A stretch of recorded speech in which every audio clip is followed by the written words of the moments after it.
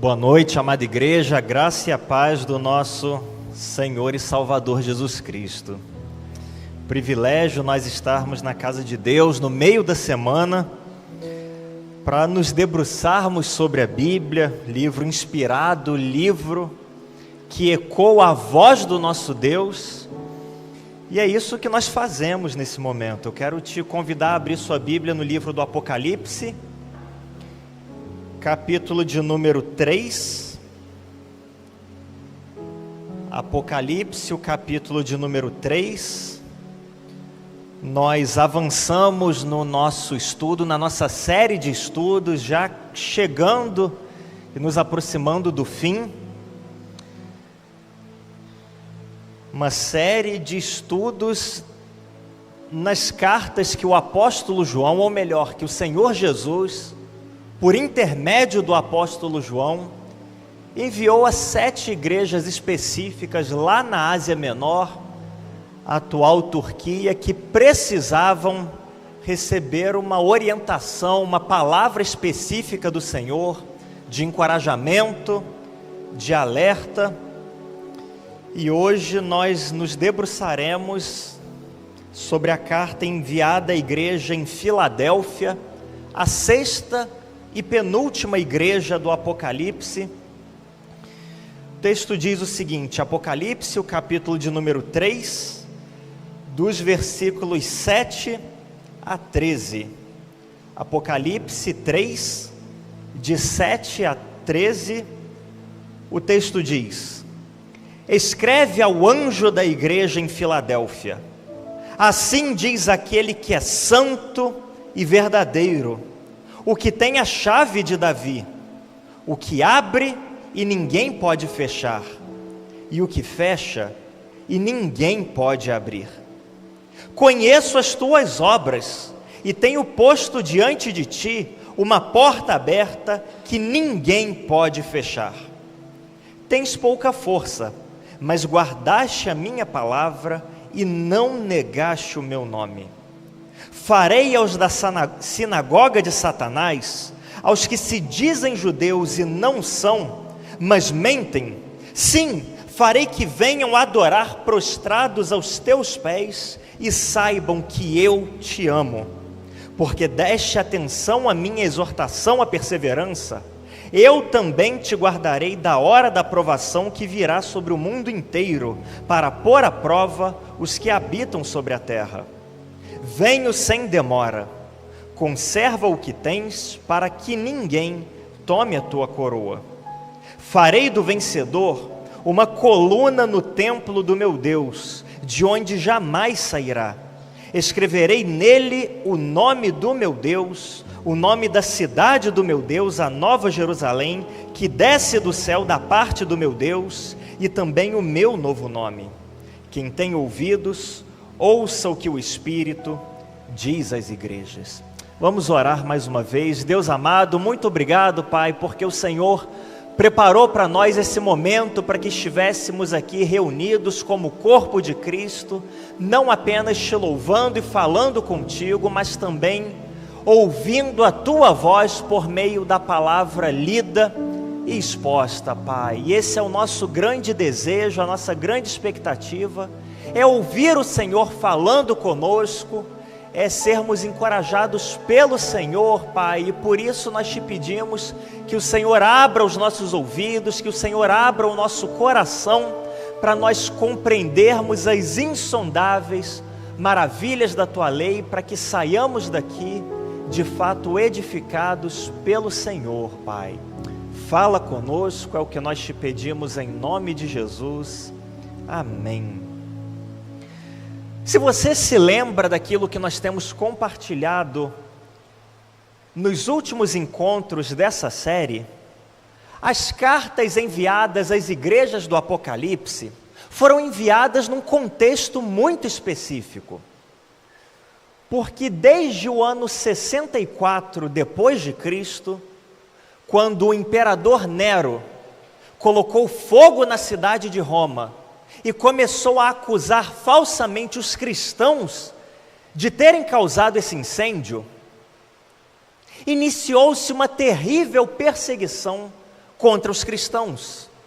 Em todo o Império Romano, os cristãos foram dispersos, foram espalhados pelo mundo antigo. E em cada região em que se acomodaram, enfrentaram a perseguição, enfrentaram essa situação de um jeito diferente. A realidade de cada grupo cristão foi diferente dependendo de onde haviam se assentado.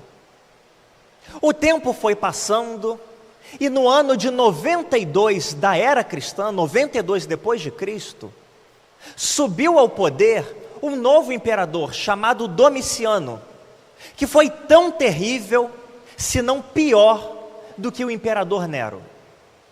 A perseguição efetuada por Domiciano contra os cristãos foi algo assustador. Os cristãos se viam completamente desesperançados, sem amparo, sem refúgio nesse mundo. E então, nesse momento, na verdade, 3 anos depois de o imperador Domiciano chegar ao poder, no ano de 95 depois de Cristo, o Senhor Jesus inspira o apóstolo João, vítima dessa perseguição, exilado na ilha de Patmos. O Senhor Jesus o inspira a que escreva cartas a essas igrejas, a esses grupos de cristãos, irmãos nossos, que sofriam perseguição, dos mais diferentes tipos. E assim João fez. A cada igreja, uma carta específica, personalizada, que combinava com a realidade daquela cidade, daquela igreja, daquele grupo de cristãos. Filadélfia foi a 6ª igreja a receber essa carta. Na verdade, quando nós olhamos para um mapa, nós percebemos que as 7 igrejas não foram escolhas aleatórias. Na verdade, é claro que havia cristãos sendo perseguidos e passando por lutas e enfrentando tribulações em vários outros lugares. Mas essas 7 igrejas faziam parte de uma rota muito importante lá na Ásia Menor, que é a atual Turquia. Começando na cidade de Éfeso, seguindo para Esmirna, depois Pérgamo, Tiatira, Sardes, Filadélfia e terminando em Laodiceia, havia uma rota, um caminho percorrido por muitas pessoas, por diversos motivos. Seguindo então essa trilha, esse caminho, o apóstolo João enviou as suas cartas. A 6ª delas para a cidade de Filadélfia. Diferente das outras cidades a respeito das quais nós já falamos, a cidade de Filadélfia não foi um grande centro. Não foi um grande centro intelectual como a cidade de Pérgamo. Não foi um grande centro cultural e religioso como a cidade de Esmirna. Na verdade, ao lado de Tiatira, a cidade de Filadélfia quase não tem registros e evidências arqueológicas. Cidade de Tiatira, quando nós falamos dela, um dos pontos destacados foi a escassez de evidências arqueológicas. E isso acontece também na cidade de Filadélfia, mas por 2 motivos completamente diferentes. Na cidade de Tiatira, os arqueólogos encontraram poucas coisas, porque é uma cidade contemporânea construída em cima daquilo que um dia foi a cidade de Tiatira.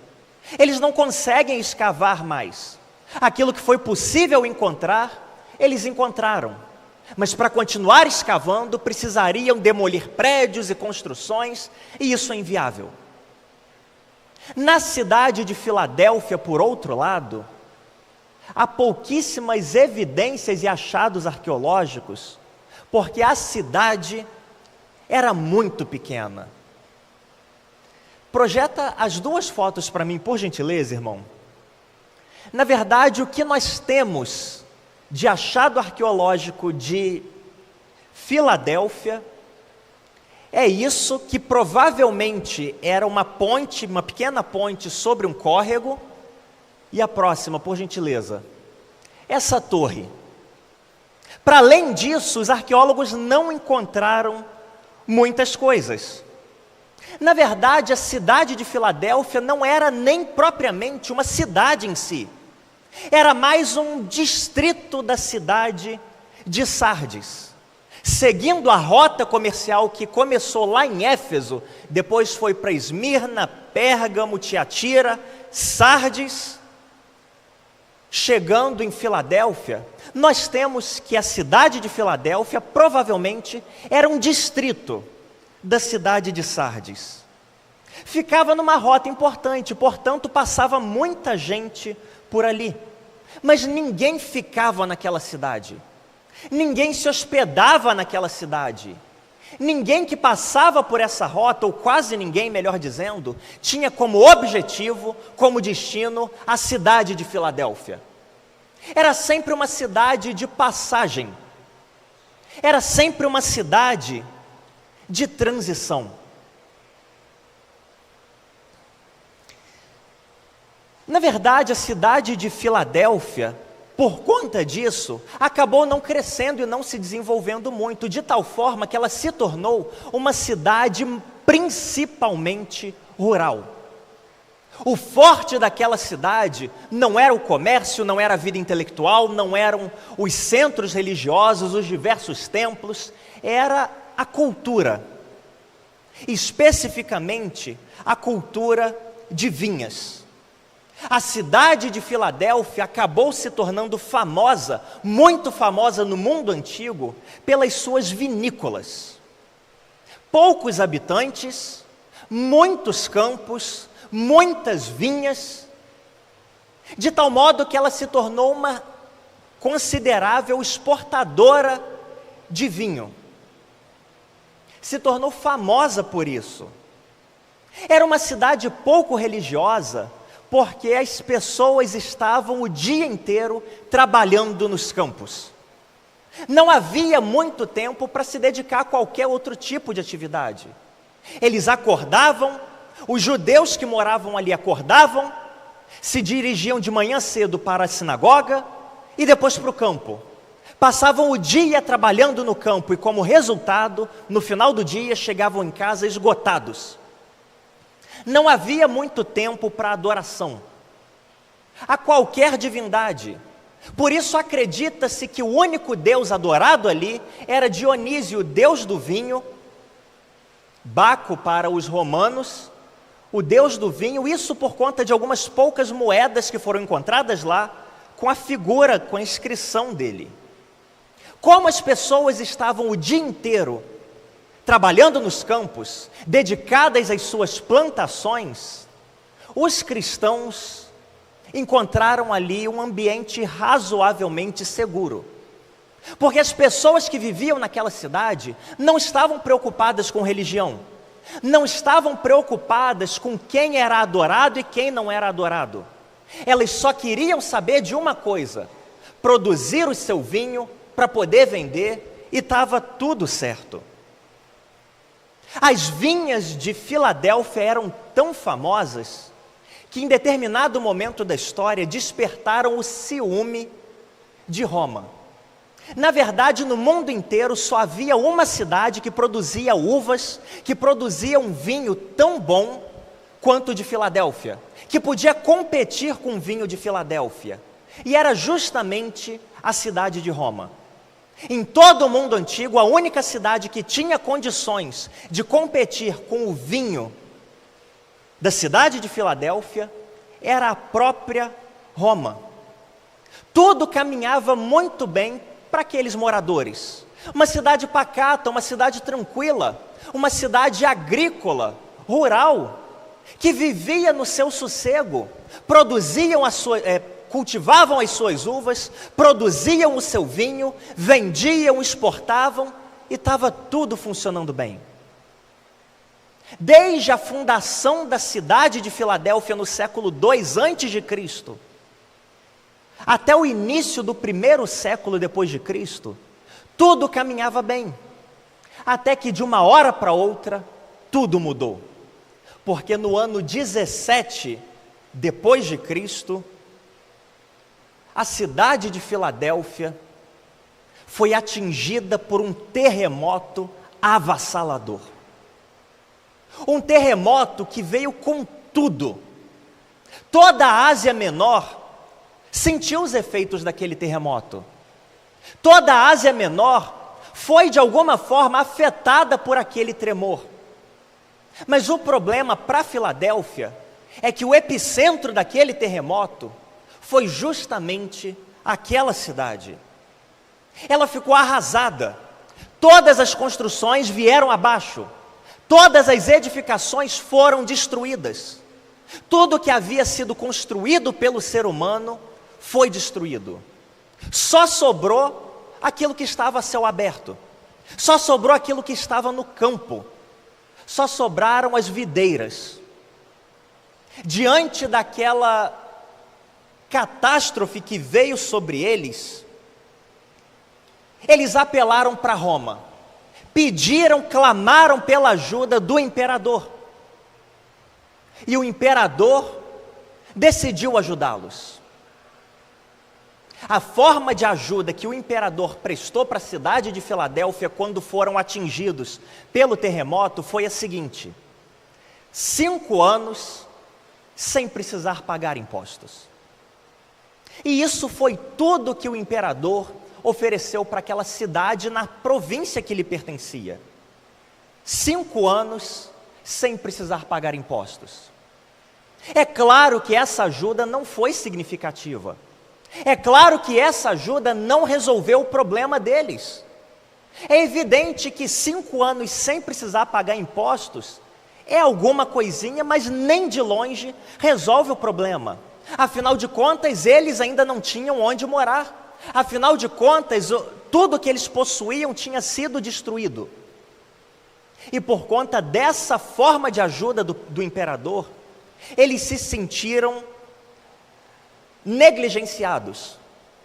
Eles se sentiram abandonados. Todos os moradores, todos os habitantes, seja cristãos, seja judeus, se sentiram abandonados pelo imperador. Todos se sentiram deixados de lado, porque afinal de contas, eles esperavam uma ajuda mais significativa. Esperavam talvez que o imperador desse dinheiro para eles reconstruírem a sua cidade. Ou que o imperador enviasse o seu exército para ajudar e acelerar o processo de reconstrução. Esperavam talvez que o imperador enviasse alimentos para eles. Qualquer outra forma de ajuda, menos a isenção dos impostos. Como o imperador não ofereceu mais nada além disso para eles, eles se sentiram abandonados e negligenciados. Mas esse sentimento de abandono foi azedando e se tornou num sentimento de profunda traição. Eles se sentiram profundamente traídos quando o imperador se voltou para eles e disse, uma cidade que ainda estava no processo de reconstrução, o imperador se voltou para eles e disse, olha, as uvas que vocês produzem é muito boa. Os campos de vocês não foram destruídos pelo terremoto. E as uvas de vocês prejudicam a venda das uvas de Roma. Então eu, o imperador, decreto: todas as plantações de uvas de Filadélfia devem ser cortadas e incineradas. E foi isso que o imperador fez. Numa cidade já arrasada pelo terremoto, ele ordenou que a plantação daquilo que era o sustento deles fosse cortada e lançada no fogo. E nesse momento, eles se sentiram profundamente traídos pelo imperador. Todos os habitantes, porque os cristãos viviam em paz naquela cidade. Todos se sentiram profundamente traídos pelo governo. Quando esperavam receber alguma coisa do governo, não veio. E veio o contrário. Veio um peso, um fardo maior ainda. E esse é o sentimento por trás da carta, ou melhor, o contexto no qual a carta enviada pelo Senhor Jesus à cidade de Filadélfia foi produzido. Esse é o contexto da carta, o sentimento. Irmãos cristãos que tinham esse sentimento com relação ao governo. Os cristãos conviviam bem com o restante da população, e por isso eles também se sentiram traídos, assim como o restante da população, como o restante dos habitantes. Eles esperavam que de alguma forma o imperador fosse cuidar deles, que de alguma forma o imperador fosse dar alívio para eles, fosse estender uma mão de refrigério, uma mão e oferecer refúgio. Os cristãos tinham essa expectativa também, e se viram frustrados. E então o Senhor Jesus escreve a sua carta dizendo: escreve ao anjo da igreja em Filadélfia, assim diz aquele que é santo e verdadeiro. Ele começa se identificando como aquele que é santo e verdadeiro. Quando ele diz assim diz aquele que é santo, o que Cristo está dizendo para aqueles cristãos é o seguinte: olha, eu sou diferente, eu sou completamente outro, eu sou tudo aquilo que o imperador não é e jamais será. Se o imperador não cuida de vocês, eu cuido de vocês.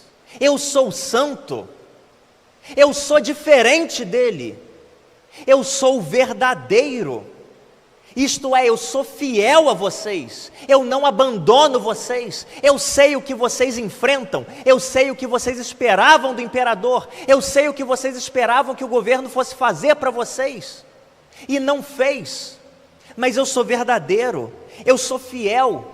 De maneira alguma eu negligencio vocês, de maneira alguma eu abandono vocês, de maneira alguma eu vou trair vocês.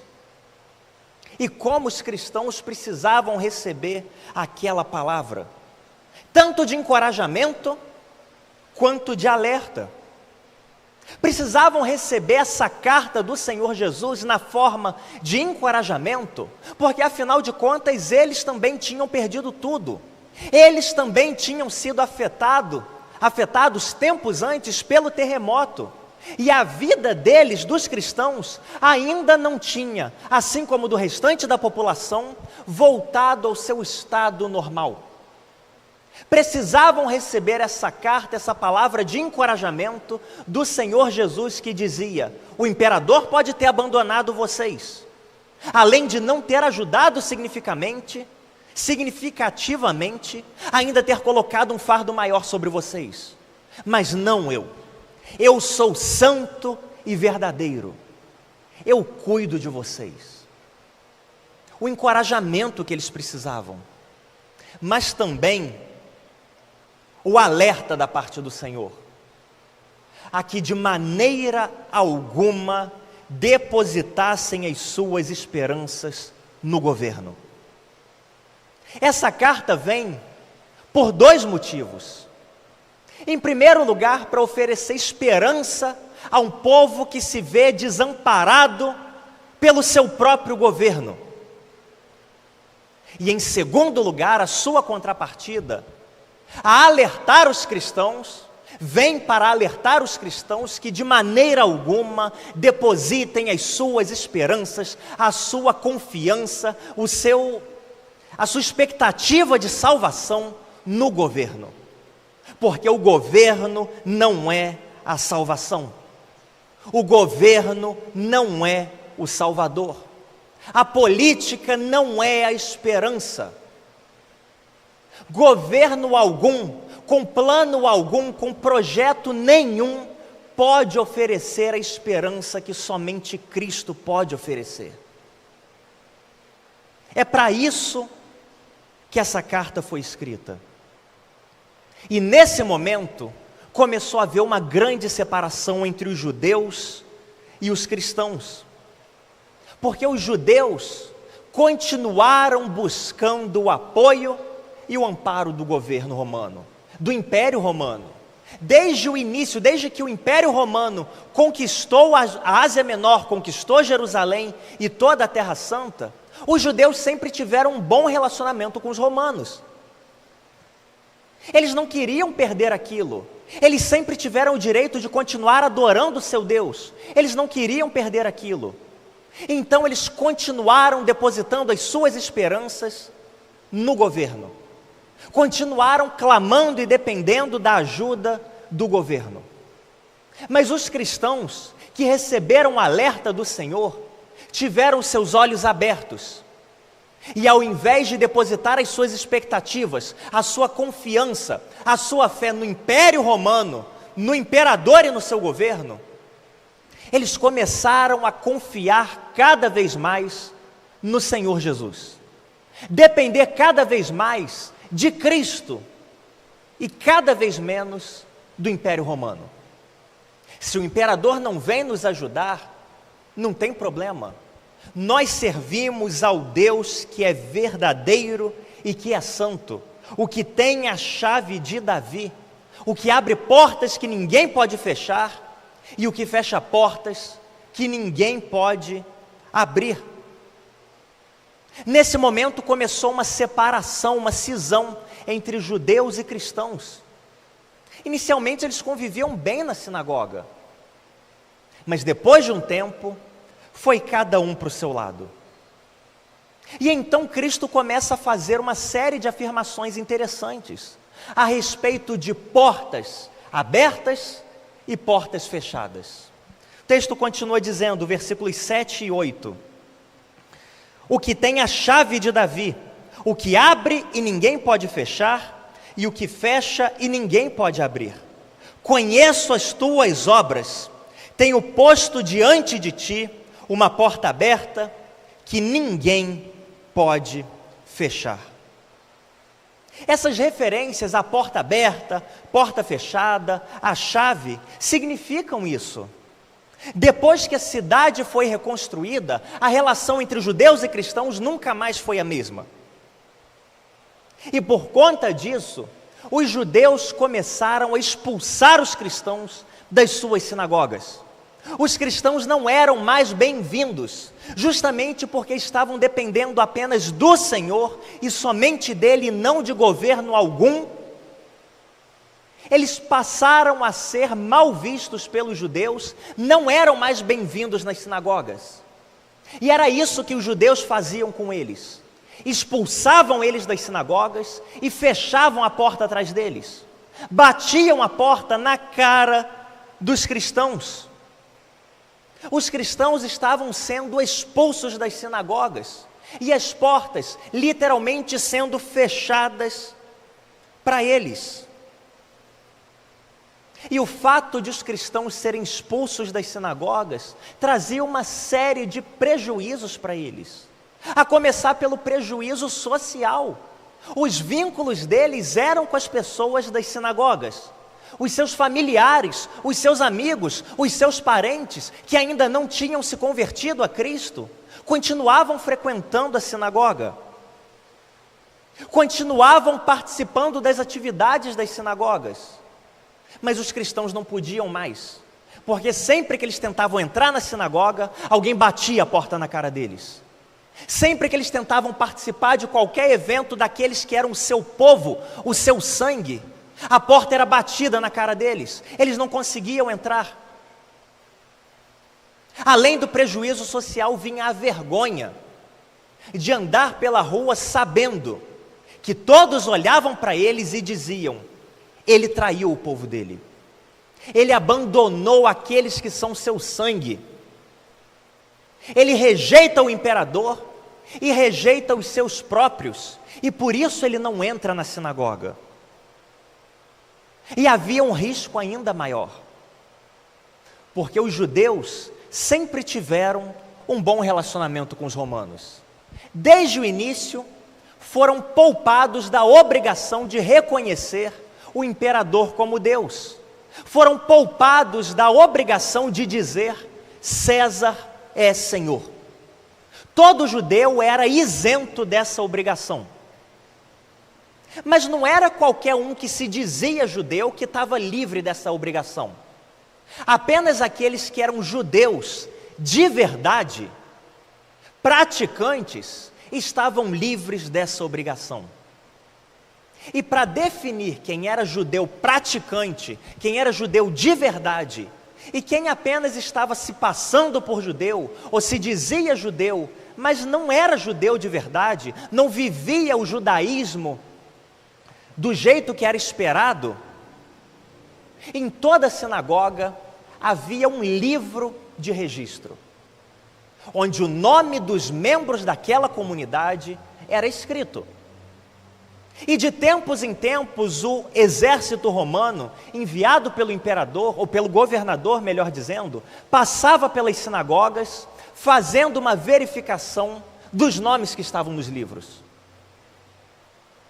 Mas para aqueles que tinham sido expulsos da sinagoga, para os cristãos, cuja porta tinha sido fechada na cara deles, os judeus das sinagogas pegavam o livro e riscavam o nome desses cristãos. O nome deles era riscado dos livros. E então, quando vinha o exército romano para verificar o livro, e o exército via aqueles nomes riscados, não tinha escapatória. Eles eram obrigados a dizer: César é Senhor. E com isso eles estavam dizendo: o imperador é Deus. E com isso eles estavam dizendo: nós confiamos que a nossa salvação vem do imperador. Nós confiamos que ele dá o nosso sustento. Nós confiamos que ele nos sustenta. Nós reconhecemos o seu poder divino. Nós reconhecemos a sua autoridade absoluta sobre as nossas vidas. Nós confiamos no imperador.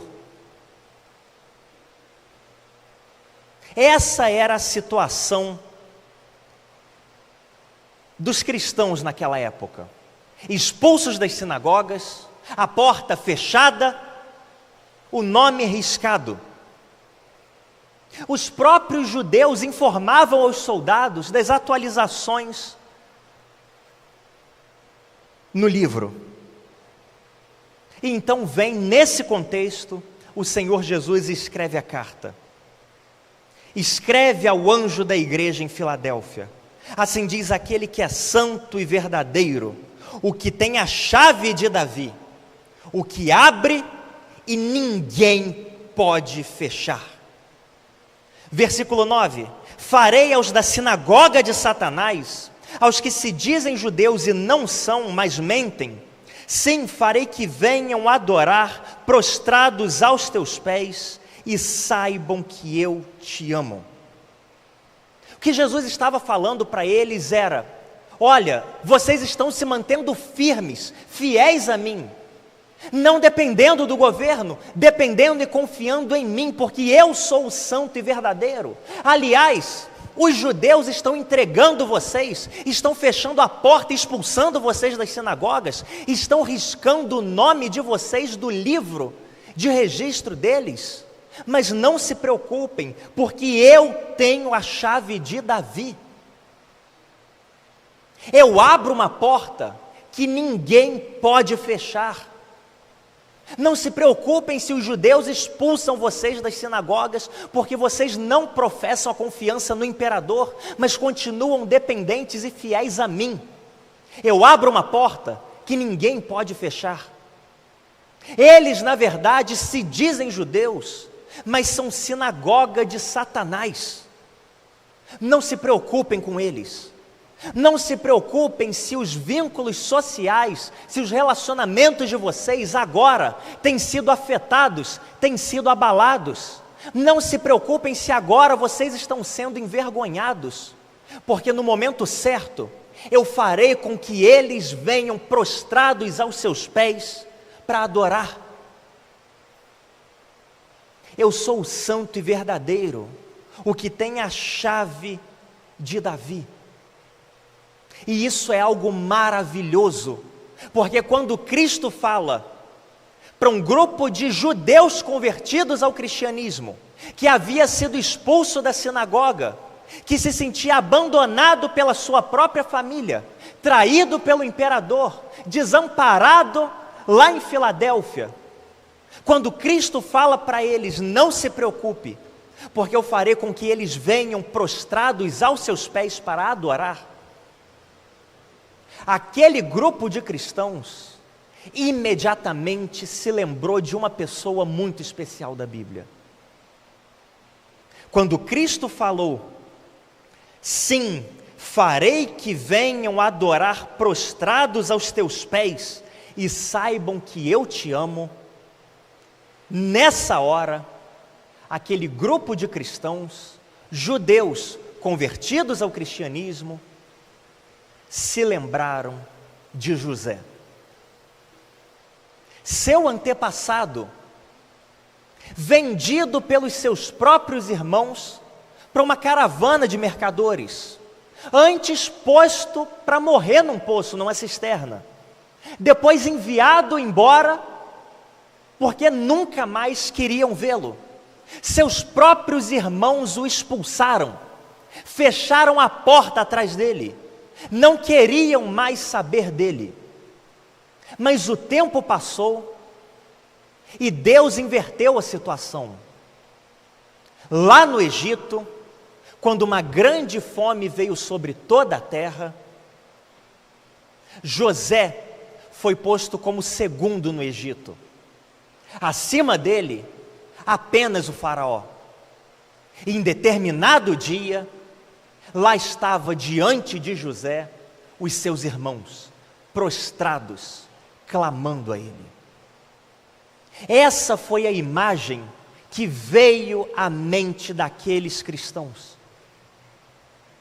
Assim como eles haviam sido traídos pelo imperador e abandonados pela sua própria família, um dia a situação se inverteria, como aconteceu com José. Eles se lembraram das palavras de José, que disse para os seus irmãos: vocês planejaram o mal contra mim, mas o Senhor transformou isso em bem. E então o Senhor Jesus prossegue dizendo no versículo 11: venho sem demora, conserva o que tens, para que ninguém tome a tua coroa. Jesus então se dirige para aquele grupo de cristãos abandonado e diz: pessoal, aguente mais um pouco, porque eu já estou vindo. O imperador, na verdade os judeus, os outros habitantes da cidade, estão confiando e buscando ajuda do imperador, estão se dobrando diante do imperador. Não façam isso, não se curvem, não se prostrem, se mantenham fiéis a mim, confiem em mim, assim como José lá no Egito não perdeu a sua fidelidade, o seu temor. Continuem dependendo de mim, se mantenham fiéis a mim, porque daqui a pouco eu vou inverter essa situação. Sem demora eu venho para resolver tudo de uma vez. Não dependam do governo, não se dobrem diante do imperador, não o reconheçam como Deus e autoridade sobre as suas vidas. O que Jesus está dizendo nessa carta é exatamente isso.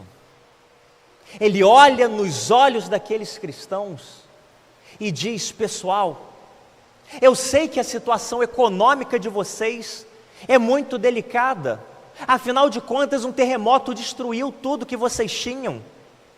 Eu sei que vocês se sentiram traídos, têm historicamente se sentido traídos, até pela sua própria família, mas a salvação está em mim. Se a sua esperança de salvação estiver em qualquer outro lugar, em qualquer forma de governo, em qualquer sistema econômico, em qualquer forma de política, vai falhar, não vai dar certo, porque é tudo transitório, é tudo passageiro. Somente eu sou eterno, somente eu sou inabalável, somente eu sou imutável. Confiem, dependam e acreditem apenas em mim. E se vocês confiarem em mim, se vocês dependerem de mim, se vocês clamarem e se dobrarem somente diante de mim, então vocês vão ser da mesma forma. É o que o versículo 12 diz: farei do vencedor uma coluna no templo do meu Deus, de onde jamais sairá. Escreverei nele o nome do meu Deus, o nome da cidade do meu Deus, a nova Jerusalém que desce do céu da parte do meu Deus, e também o meu novo nome. Cristo promete duas coisas àqueles que não se curvarem diante do governo, que não aceitarem as ideias, as ideologias do governo.